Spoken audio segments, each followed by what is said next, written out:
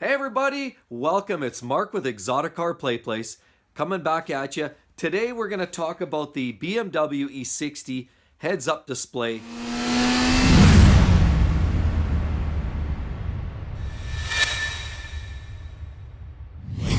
Obviously, if you guys have been following my channel, you know I'm explaining a lot of different features, issues, elements, components of these cars. And today's no different. So I want to share with you guys another great feature on this car. But first of all, I want to thank all you guys that have followed me thus far. The channel's building profusely, and I got to tell you, it's all because of you guys. And it's a lot of fun. Doing these videos is a lot of fun. It's basically allowing me to live the dream and share with you guys my experiences on my cars. But let's move along to the heads-up display, everybody. Today's discussion, I think I'm going to talk about the heads-up display controls, how you can make some setting changes. I'll show you that, and I know a lot of that stuff is in the owner's manual, so that's not all that difficult to find or research, but I'm going to summarize some of that, how you change the settings and how you kind of manipulate the different modes. But I'm also going to share with you a little quick, I'm going to walk you through it anyway, a slight demonstration on how to adjust the heads-up display in terms of position. Now, we know a lot of people, you know, there's shorter people, there's taller people. And when BMW created the system, they installed it in such a fashion that it would fit the vast majority of the population. Average man is about 5'8", 5'9". Average woman about 5'4", 5'5". So they try to fit it so it fits the general population. But we all know it doesn't fit everybody. And I'm going to explain to you that it is adjustable. And I'm going to give you a little bit of an explanation as how you can make those adjustments, and that it gives you, you know, that chance or potential to make some changes yourself. It's really not that expensive a change. By the way, unfortunately, it's not an electronic change. It's not a quick setting change on the dash or on the settings displays. Unfortunately, it is a mechanical change. So follow along. Let's walk through this, and I'm going to get started. I'm going to show you some of the settings on the heads-up display first of all. So let's get into the car. So firstly, there's a couple places you can make some of these setting changes. One of them is on the iDrive, of course, and the other one, there's a button over here on the dash. I'll show you right here. Right there, there's a little button. That's your heads-up display button right there, and that allows you to make settings changes. So the first thing you want to do is, I'm not going to start the car. Obviously, running the car is the right way to do it. However, what I'm going to do instead is I'm just going to hit the ignition on. That lights everything up, and that gets the car in that mode of ready to run. Now, as you can see, there's our heads-up display. Okay, so firstly, I'll explain the button on the left-hand side. That really is just a quick way to turn your heads-up display on and off. As you can see, we'll toggle that on and off. So firstly, the main thing, of course, the car is either running or the ignition is on, which we have. Second of all, so we know how to turn the heads-up display on or off. The third thing is we're going to make some settings changes. Of course, we use the iDrive. So down here, I'm going to push that button in. iDrive, you see, it goes into the I section of the go back out. It goes into that center. You press it down, and now it gets you into Info, Sources, M Drive, and Settings. Now, we go into Settings mode. And what we can do in there is we can go into all kinds of different settings, which I've explained in previous. But let's go into display settings. Now, as you can see, we can adjust the heads-up display intensity. Okay, so the brightness is able to change on the heads-up display, and we can tweak that. For now, I'll leave it kind of somewhere here close to the middle. Press that in. Okay.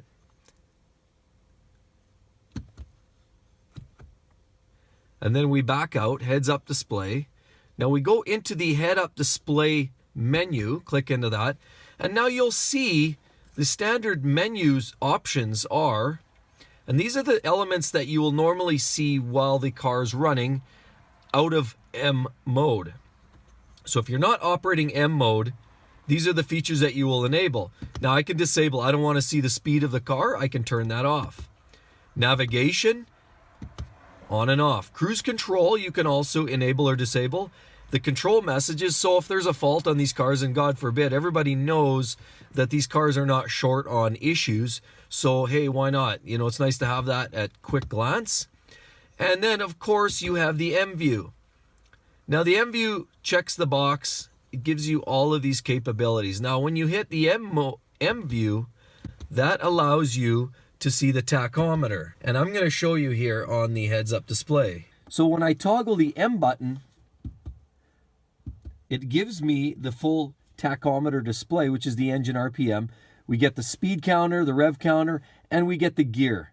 And that's really all you want. When you're in M mode, this is what you want. You want the bare essentials. You want the performance factors. What gear, speed, engine RPM. That's all you need. So that's enabled when you toggle the M button. So I'm going to turn that back off. So we're going back in general mode. This is the mode you would be running if you ran in the standard default 400 horsepower. So I'm going to turn this off for a second and explain one more thing here. So obviously BMW was a little bit ahead of the game. I mean, there's a lot of brands out there that were starting to get into using the heads-up display technology, but this car was one of those few ones that actually did, and they incorporated in obviously the E60 M5 models and a few models obviously after that. But sadly enough, even though the technology is great in a lot of ways, there's some downsides. Number one, you are going to need a rag like this. Now, I've heard of people on the forums talking about using some kind of generic rag and then having an ugly display after that, or, you know, using chemicals. Well, if you read the owner's manual, they specifically, explicitly say, use a lint-free soft, basically a cloth, a soft cloth like this, that is non-scratching and that it won't take a toll. It's a soft fiber cloth is what you want to use on the bottom, on the horizontal part of the heads-up display, the part that's right on the dash. And I'll just give you an example. So you use this rag and you give this a nice, just a gentle wipe. That's all we're gonna do. So that's all you need. Quick wipe. You don't need too much because you'll scratch that, it'll distort it, and your display will go into the tank. Now, there's another thing, unfortunately. Now, some of the more modern heads-up display systems have other functionality to them. I'm about an average size guy. I'm close to 6 foot tall. And when I sit in the seat, I'm at a good height. It works for me. But again, as I said before, I'm kind of the average, more or less. So it's in a good position for me.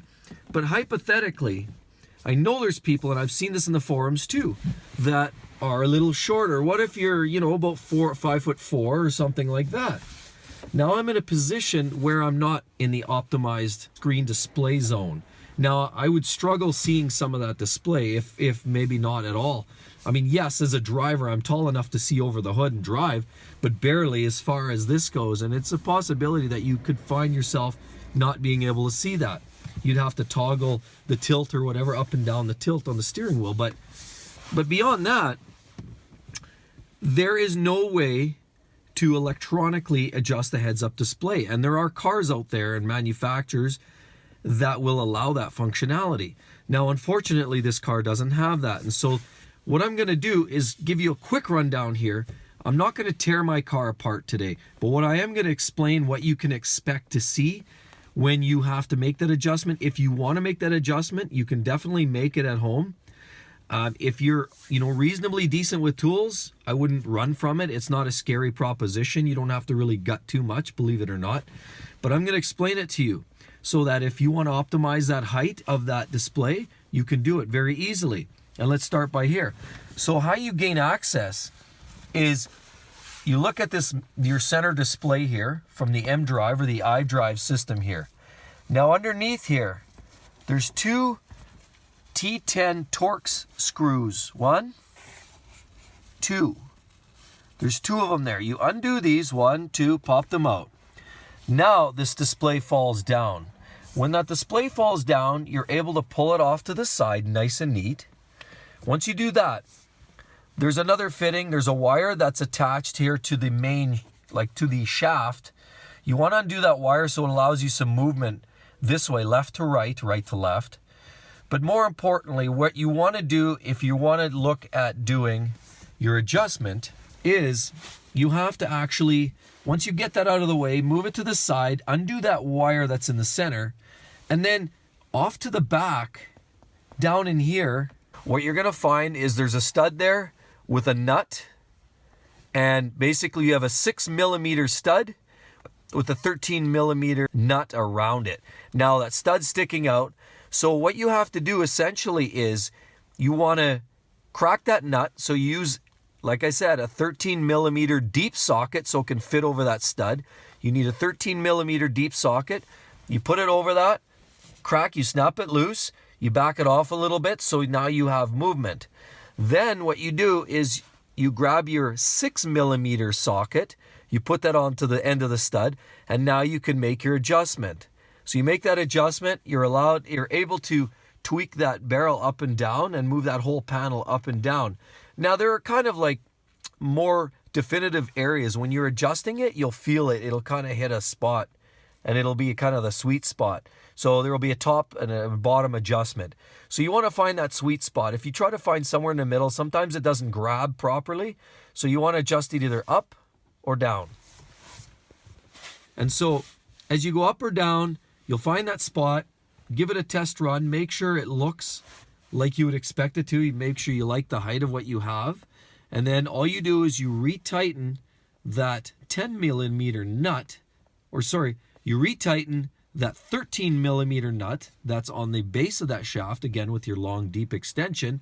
Tighten that down, make sure your wire gets realigned, is able to realign, and you plug your wire back on, that white wire that you disconnected from in the first place. Reattach that, push your panel back in, T10 torque screws, put them back in, test run it, and you're good to go. So that's all I had, guys. I just wanted to give you the lowdown, how to make some quick adjustments, some quick setting changes on the heads-up display, which happens to be a great technology in this car. It's kind of a lot of fun. It's another one of those little tricks in this car. And as well, how to maintain it, of course, with proper wiping. Don't use any chemicals on it. Don't use any glass cleaners or razor blades if you think there's a little crusty on there. Just use a light, soft, very soft fiber towel. And then, of course, I explain roughly how to readjust the height if you don't like the factory height that the car comes with. So everybody, I really hope you enjoyed the video, and I hope you get something out of it. It's just another one of those great little features that you'll find in the M5. One of those cool things that just keeps making you learn and enjoy the car in other ways. Not every time do you want to wind her up to 8,300 RPM. Sometimes you want to cruise and enjoy some of those fun little novel things. So that's great. I hope you enjoyed it. Please make sure you do share a like, comment.